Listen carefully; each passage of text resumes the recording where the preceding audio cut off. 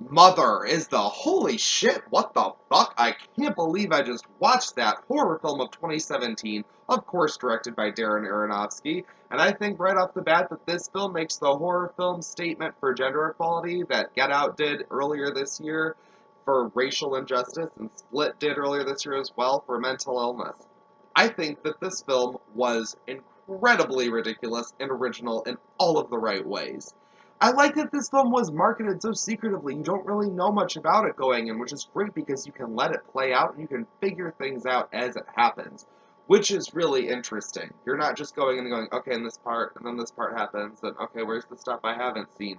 The whole film, you're wondering, what the hell is going on? And that's why I don't want to talk too much about the plot, but the very basic gist is that Jennifer Lawrence plays a woman who is the wife of a poet, and they live together in a home in the middle of nowhere, and she has completely rebuilt this house for him, and they live a pretty nice, peaceful existence. Until someone shows up at the door one night, and then another person shows up, and another, and another, and their lives are completely upended, and things descend into a mad spiral, and then go completely out of control. We don't get a lot of characterization with a lot of these characters, which is why it's so great that there's such a talented cast to sell all of this, because really you don't really know much about Mother at all, other than the fact that Jennifer Lawrence is a good actress, and she's pretty, and she sells it all. You're really right there with her, because and it's great because you need to sell this one singular vision, where you're very much from her perspective the entire film.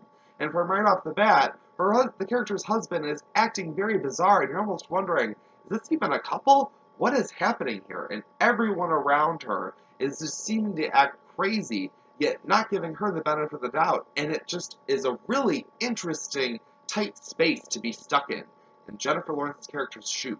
You're with her this whole film, trying to figure out what is happening here with all these crazy people. And it is just an absolute mindfuck. The end of this film is just wild. There are just 3 different portions that just, first off, you're like, oh my god, that's revolting. And then you're like, yeah, that's exactly what I wanted to see. And then you're like, what did I just see? What? Is this seriously happening?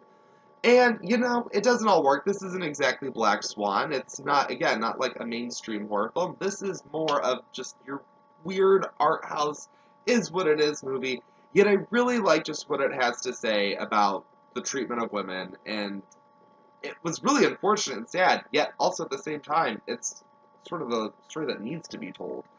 And it's just downright bonkers. If you want a crazy-ass horror film that just doesn't do what you're going to expect, and of course I will say, going into this knowing that there was some controversy behind it, I was like, well, how bad is it going to be? You know, how bad? And for a lot of it, it's slow, and you're just dealing with characters, dealing with situations, but then things do, at the very end, go ham. And I'm glad that they took it to levels that were disturbing and crazy, because I expected something, and they did deliver. You might not be particularly happy with the weak characterization, the lacking script, and the lack of big scares or graphic violence. But just wait. Wait until those credits roll. Make it to the end, because there is some fucked up shit going on. Go see Mother. Just go see it. I think it's good. It's a 3 out of 5 kind of good, if you know what I mean. But if you're looking for something that isn't it, go see Mother.